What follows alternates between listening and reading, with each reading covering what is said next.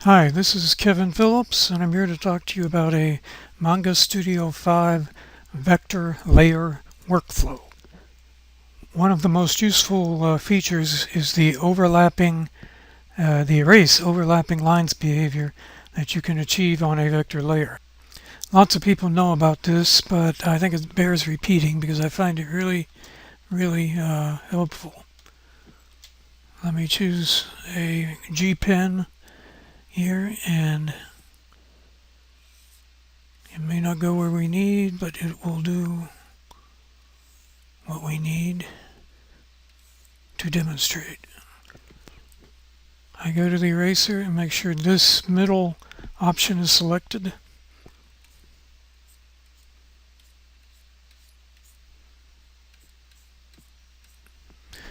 So you can see how drawing very quickly with it gets you to have smoother lines. If I rotate the canvas, I can make the angle match my stroke.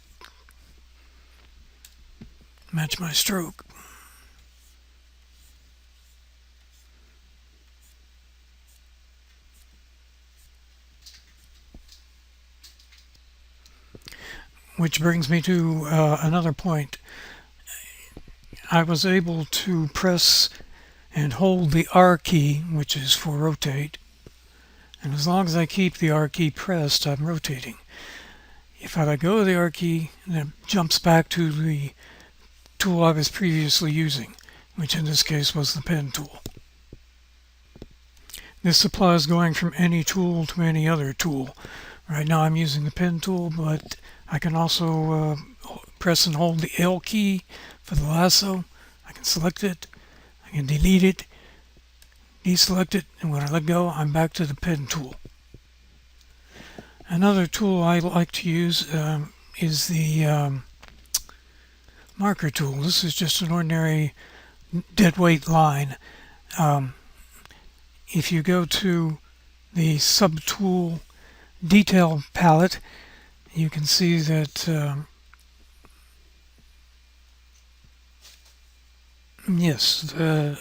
under correction it has vector magnet, and I'm going to set that up pretty high to 48, and what that will do is help automatically close your lines.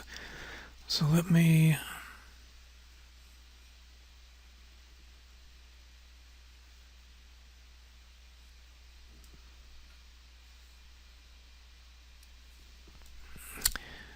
and I'm getting a little ahead of myself, but this is the object selection tool, and if I click on it, you can see that it's selected everything, including part of this line.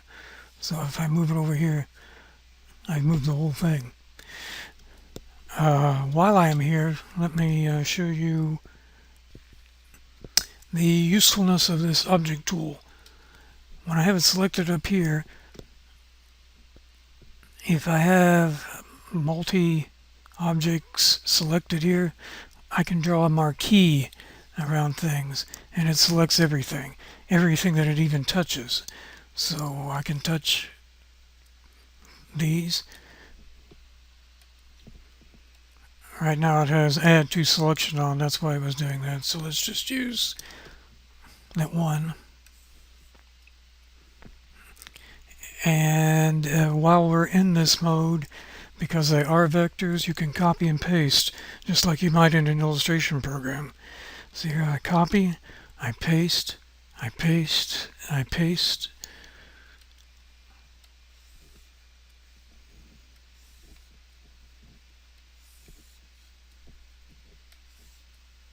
And so on. While I'm using selection tools, let me take the lasso and show you a very neat behavior that it has. And this actually works on non-vector layers as well, but it's a really neat trick, neat tip. I select this, and then I click on this, which is the scale tool that's available for anything that's selected. And if you look over here, you'll see a box for keep the original image. If it were a vector drawing, which it happens to be, it will also change the width. So I'm going to select keep the original image and then move it over. and move it down. And you can see that the lines have become finer since I was both reducing it in size and moving it over. One final fairly obvious line manipulation tool is to use the transparency, where you're actually drawing with transparency. This on a vector layer,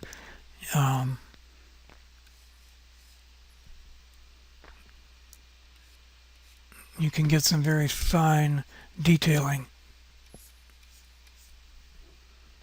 That's for the times when the eraser tool is too blunt an instrument. When I see other artists, or more myself, trying more than, say, 3 times to draw a line, but it's just impossible to get it as clean as you want, then that's a good time to go over to the direct line palette and choose continuous curves. If you choose this option, that's called the cubic Bezier, and it works a lot like the Bezier in Photoshop or Illustrator works, if you're familiar with them. Just real briefly,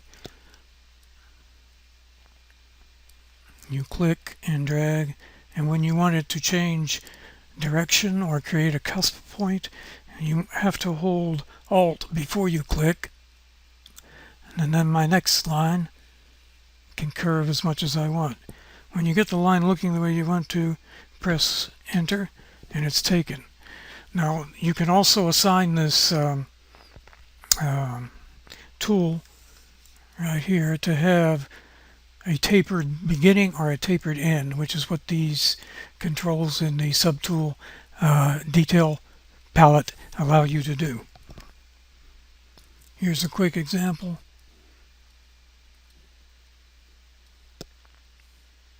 Hit return, and why didn't it work? It didn't work because of this size. Brush size I needed to click on as well.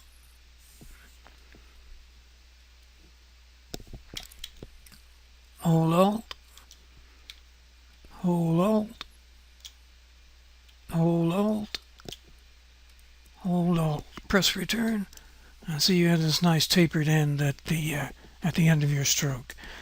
And so, again, if you find yourself drawing the same line, or trying to draw the same line 2 or 3 times, then I believe that the cubic Bezier is a really good answer. When you think about it, we're drawing with a plastic stick on a piece of glass, and that's not the easiest thing to do. So we could use a little help. And I think the Bezier tool can fit in very well and help us in that regard. While we're here, let's look at a few of the mechanical type of tools that are available in the Bezier. In the direct draw series of options that we have here. This eye in the sky is obviously a circle, or an ellipse in this case. This tells me how big or thin it will be. That's a little thin. Let's get it up to 50. Let me start drawing, and then hold the Shift key to get a circle. And we kind of get it where we want it. Then we take the Object Selection tool, click it, and drag it into place. It's a little small, so we grab one of the corners.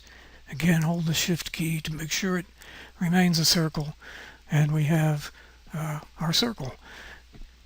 That's when you can also go back to the continuous curves again.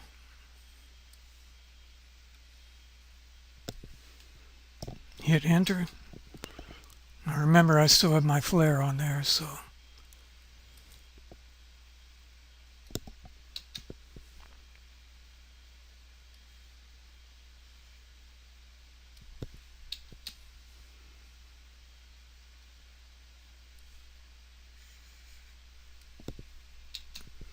And we go back to our good old eraser tool with the delete overlapping lines. So we get rid of that, and that, and that, and that, and we have a really, really good tool for drawing mechanical objects. And one more quick thing, let's go back to the ellipse, but this time we'll make it an ellipse. Now it only draws up and down, so you kind of have to get close, and then let it go. We go back to our object tool, click it again, rotate it by this blue handle. You can only rotate it by the blue handle, which I'm not actually all that thrilled about, but you get the idea.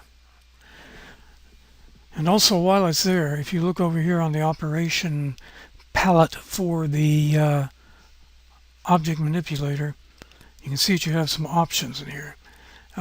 One of them is, oh yeah, to change the size.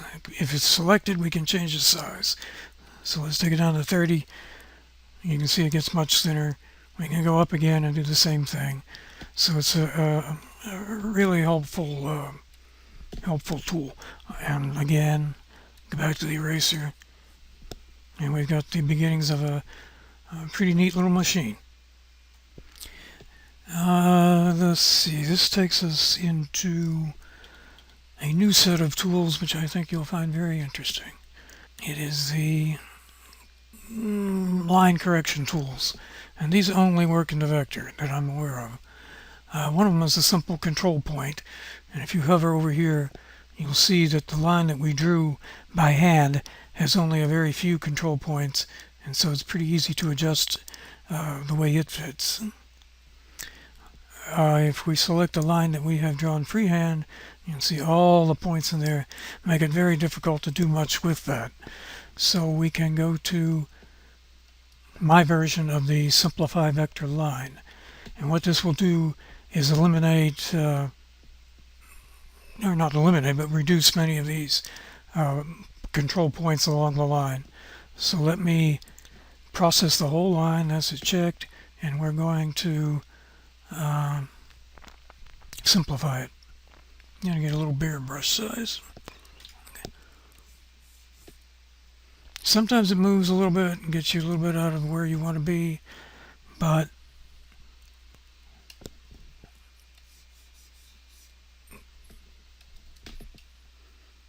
now it has just the right number of points to adjust in a meaningful and easy way. The next altering tool that I want to show you is a pinch vector line. If we start out here, this means that both ends of the line are locked and will not move. So let's take this guy for example. You can see that the points on either end are staying in place, but I'm able to adjust the bulge and so on. If we go to the next one, it locks one point but leaves the other one open, and the other one is determined by wherever you click. So if I click here, I can move that, but this line stays where it was. It's this line now, the top line stays where it was. And finally, this one, on some lines it has the effect of just moving the whole line, but you can see it's also altering a little bit too, so that's helpful.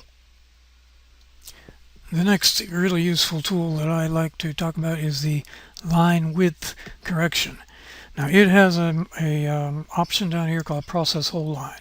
Let me click on that and go to thicken the width, and we'll work with this line again. Let's see about that. See, the whole line is thickening. It's kind of preserving its taper a little bit, but it's still thickening it almost all over. And let me undo that a few times. Okay, let's uncheck process line. We don't need a brush quite that big. Yeah, nor quite that small. Now this is going to thicken the line, but it's not going to do the whole line all at once. So let's start. I think you can see what I'm doing here. We've just made a more exaggerated thick and thin line.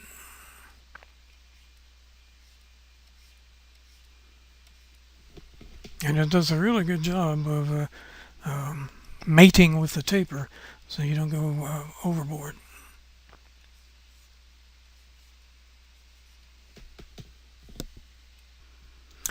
If I can go back to the pen tool for a minute and talk to you about stabilization, because we really didn't get around to that. Let's go up to Let's go to a marker tool. This should give you just a regular line, and it does. But the stabilization I have set up all the way to 100. And so if you move very slowly, it's easy to get extremely smooth lines.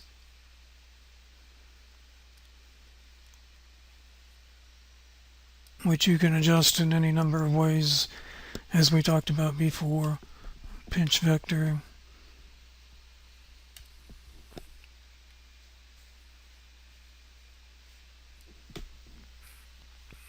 And thicken width. Now I gotta say, if you do too much of this, you may as well be inking in Illustrator, because it'll do a better job and just about as quick. But I think these tips can help you if you get in a tight spot where the line is just not going where you want it to. You can use some of these tips to wrangle your vectors into the shape that you need. Almost done. Only 2 things left to go. Let's go back to our pen here. And I'm just going to, just going to draw real quick here.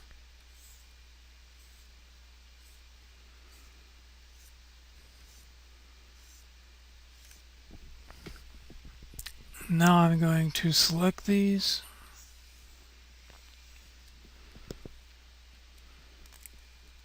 And I'm just going to enlarge. Hold the shift key down. I still had this corrected, so I still had this checked, so we're not keeping the original image, we're just making it bigger. Hold the shift key down, hit return, deselect, and if you look in here, the promise of the vector line is that as you make it bigger or smaller, it will retain its quality, just as it would in Illustrator or Photoshop. That's a big advantage to vector. And one remaining thing that I didn't find a real good place to put in, I'll talk about now. We're going back to our direct draw, and we're going to choose a rectangle, and we're going to pretend this is a comic book panel. So I draw the panel, and it's clipping his finger a little bit there, so we'll go to the object tool, select it, and then just pull it out a little bit. But now from the keyboard, we're going to copy, and we're going to paste, and we're going to paste. Click off, click on again, pull it up, hold the shift key. That keeps it in line with the previous one. Adjust that up to there. So there. Same thing here. We're working on a copy, pull it across, hold the shift key down. And this time let's pull it up and pull it down and pull it in a little. Now when we go back to our favorite eraser tool, we're still going to do this erase overlapping lines. So let's say we want the big panel here to overlap. We get rid of that. We get rid of that. Instant panels, and they stay in line. Okay, almost done. I keep saying this, but it's almost done. If you take your paint bucket tool and I'm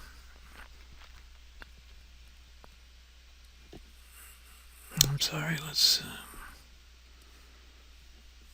say you've come to an area that you want to fill, and maybe it's his waistband, which doesn't make a lot of sense, but that's what we got. I know what we'll do is shoulder strap here. As you can see, you can't use it, and that's because it's on a vector layer, and that's one of the very few problems with working on a vector layer.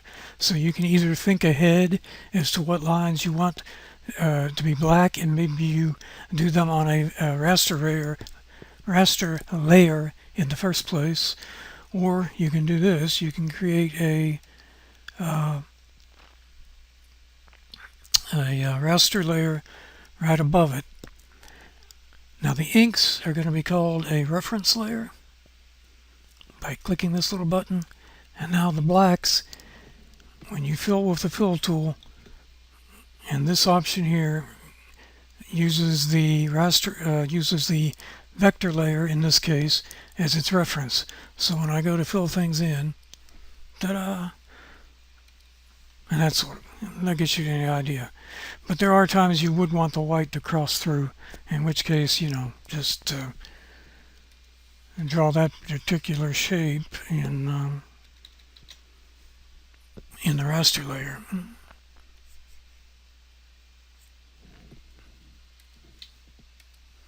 Now we go back to the pen, choose transparency, and you're good. And that, thank goodness, concludes this. So I hope you got a few tips out of this and some idea of how vector layers can really help your workflow. See you next time.